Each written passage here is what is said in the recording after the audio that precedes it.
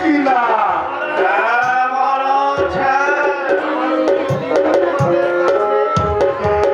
আর কোনদিন আপনাদের কাছে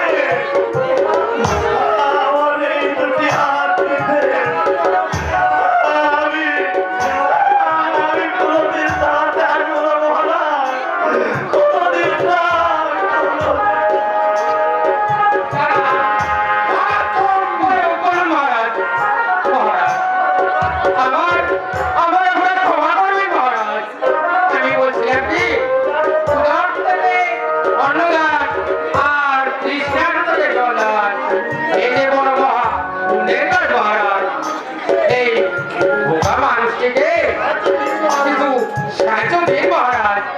ঠিক আছে,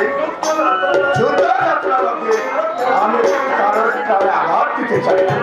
যাও যুবক, ওই ধরার আরতির পাশে মাছের চন্দন বলছি আছি, আমি সেটাই তোমাকে আজ থেকে দান করলাম।